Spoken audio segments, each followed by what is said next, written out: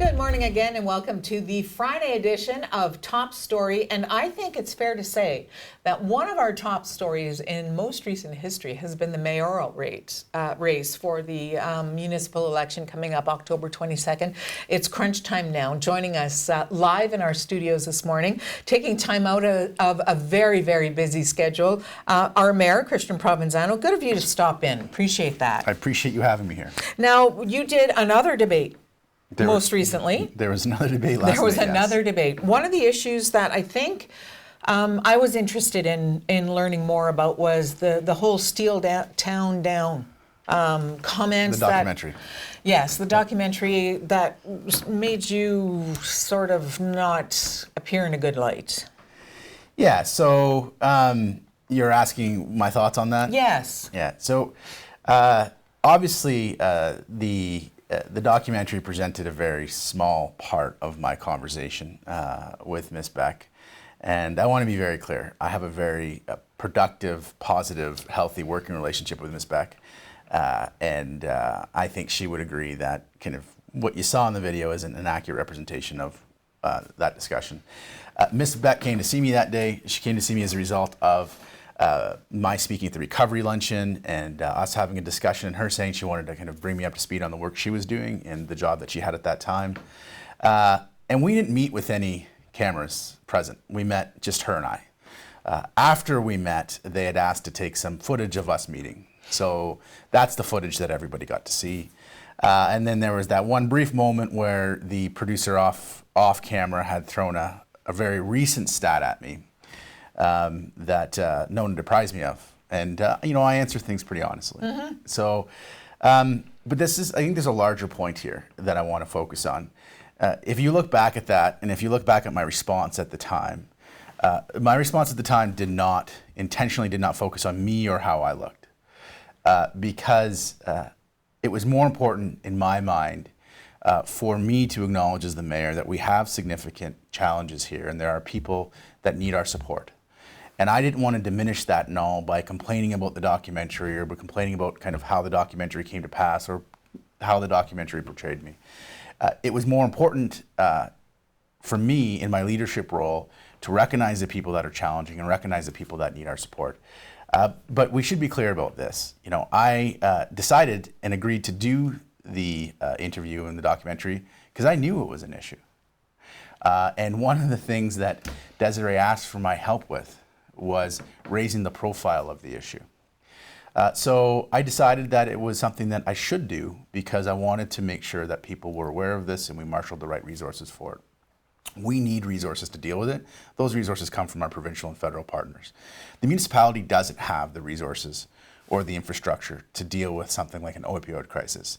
What we can do is we can be a facilitating partner and we can support our stakeholders in the community and our healthcare infrastructure in the community to deal with this issue. And we've been doing that. We've been doing that through the Agoma Leadership Table, and we've been doing that through our support of the Drug Strategy Committee and Sioux Area Hospitals. So, in early 2017, I had signed on to and supported the Sioux Area Hospitals' efforts to get a new withdrawal management facility, and I've helped them lobby in that respect. So, I think if people take a look at my record and my history on this, I think if people talk to the people in the community and the frontline workers and talk to them about the support they've received from me in City Hall, I think they'll see that I've been actively engaged on this. Is something I care about very much. Do you feel set up at all by the production people, by the show, by CTV, by W5? Look, I don't want to focus on me. I don't think that. I think there was a more accurate portrayal to be had, not just of me and my engagement, but of the community. So what really concerned me most is that when you watch the documentary through, you get the impression that people in the community don't care, or that there aren't resources, or that there aren't support. And it felt a little hopeless. And there are a lot of people in the community who do care. And it's a disservice to all of the people who care and all of the people that are on the front line and all of the people that are doing great work to not recognize that. So, Even the footage, if you watch closely, the footage is very It's dark. stark. Yeah. It's cold, it's windy, the snow, and a lot of people reacted to it saying, you know what, it made our city look terrible, and our city isn't terrible. No, it isn't. It isn't. We have to recognize, though, that there are people in the city that are living with these challenges, that they're very real, that they need our help and they need our support, and that things are very dark for some people. So there is that dark element, and it's there and it exists, and we have to acknowledge it.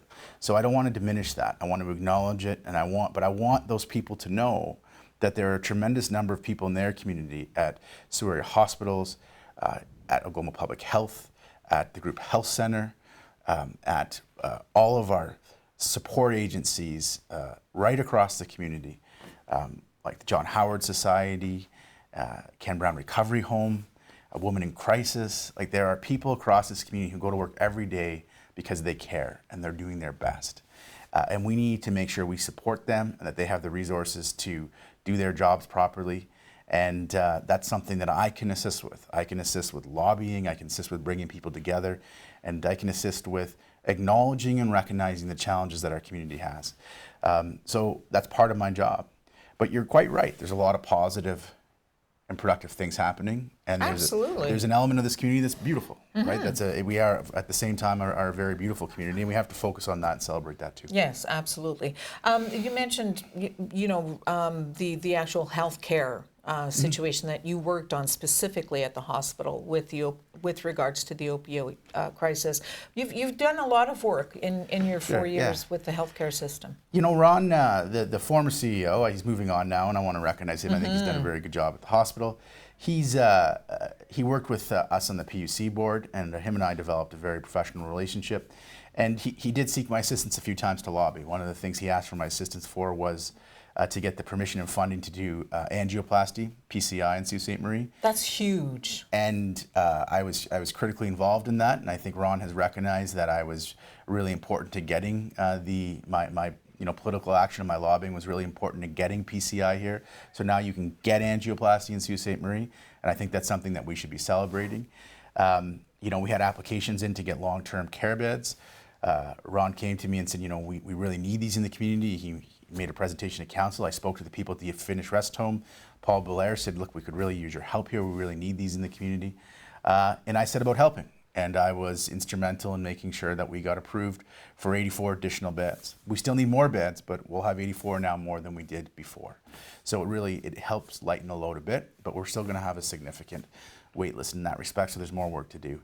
So yeah, those are two examples of really productive things that have happened recently that will assist the community, and it's an example, frankly, of how a productive mayor should work. A productive mayor should be somebody that people have confidence in and feel like they can come to and work with a number of different groups across the community. And when they need me to lobby and they want me to lobby, I'm happy to lobby and work with my colleagues at the provincial and federal level to find some success. Now, with regards to voting and how mayors vote and councillors vote, do you think it's important that the public has access to the record? Well, all of our meetings are public. So the meetings are public, the votes are public. When there's a recorded vote, that's recorded and that's public. So I think that's a good thing. I believe in transparency, I believe in accountability, and I think that people should be able to get a sense of how people vote on things. If anybody's ever asked me, how did you vote on this, how did you vote on that, I often tell them and explain my position all the time. At council, if I think something's a critical issue, I will make sure I explain to people why I'm voting the way I'm voting. If something isn't a critical issue, I might not speak to it because, council meetings, there was 12, there will be 10 councillors. And as the head of council, I think largely it's my responsibility to facilitate a good, healthy, productive discussion amongst the councillors. And those councillors represent specific wards, and that's how those wards get their feedback and their voice heard through the councillors. So I often reserve my comments for the more critical issues or the important issues, and I explain my vote in that respect. And the voting records are public, so I think that's a positive thing. I support voting records being public, and I would support any kind of accountability or transparency measure to make sure that people could access those voting records. We can see the finish line in this campaign, and one of your most recent news releases has been more of a focus on Indigenous and their heritage and how we, that's such a big part of our history here in Sault Ste. Marie. And I think that it was interesting because I haven't heard a lot of that discussion in this campaign. Well, when I was elected in 2014, the first group to invite me to something was the Indian Friendship Center. And so I wasn't yet the mayor. They invited me before I was sworn in. And you're elected in October, but you're not sworn in until December, early December. So there's a period where you're not actually the mayor. So I said to them, look, I can't come as the mayor until I'm sworn in, but I promise you when I'm sworn in, it'll be the first visit I make. And I got sworn in, and it was the first visit I made, and I listened. And, it was sobering. Mm-hmm. And I have a lot of affection and respect for First Nation culture and what First Nation culture means to this country and what it has to offer this country. And I really wanted to make sure that the First Nation community knew that and saw that. And I think that we can look at this council term as a very positive and productive council term with respect to our relationship, the city's relationship with First Nations, our First Nation neighbors, and our First Nation Indigenous population in Sault Ste. Marie. We've done cultural competency training at City Hall. We've gone to Batchewana First Nations to do an education session with chief and council there. And we have recognized the importance of truth and reconciliation formally. We've started the Balloting Advisory Circle, which will hopefully get going after this campaign ends, to talk about how we properly implement as a community reconciliation. But truth comes first, and I think it's critically important that we acknowledge truths and that everybody understands the terrible impact of the residential school system on our country. We have a residential school system. It's a residential school in this community that is now a place of higher learning, also a place of that has a First Nations institution right on campus. We have a National Chiefs Library being built right now. I personally believe that Sault Ste. Marie can be a national leader in truth and reconciliation. And one of the real nice transitions over the last 4 years is we're talking about our community's history much differently. My experience with our community's history was people always talked about it from Clerg forward. But that's really our industrial history, right? So our history in this community starts way before that. And it starts way before that because this is a very important place, and it's a special place.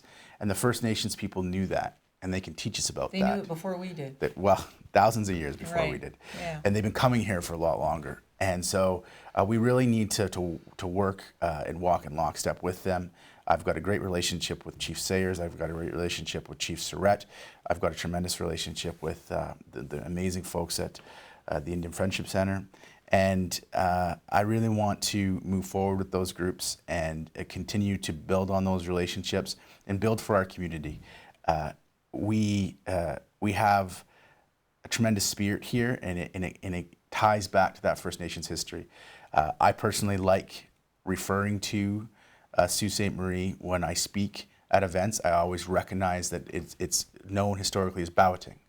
So Sault Ste. Marie is our name, it's our city's name, but it's been our municipality's name for a period of time. But this area historically is known as Balloting, and there's rich history in that, and I think it's something that we can build on. Sounds nothing but positive. Thank you so much for your time. I know you are busy. Yes, we are. On the campaign trail. Thank you for having me here. I think, what are we now? We're just over a week out, I Yeah, guess. we're just a week out. 9 days. Are you feeling good about it? Yeah, no, I do. I feel Good. good about it. It's been positive. People have been very positive with me when I'm at the doors. I think people recognize that we've worked pretty hard over the last 4 years. We've dealt with a lot of challenges, and while we dealt with those challenges, we looked forward and developed some good plans. Thank you so much. Appreciate your time Thank you. again. Appreciate it. Thank you. We'll be back with more on Top Story this Friday morning, coming up right after this. Thank you.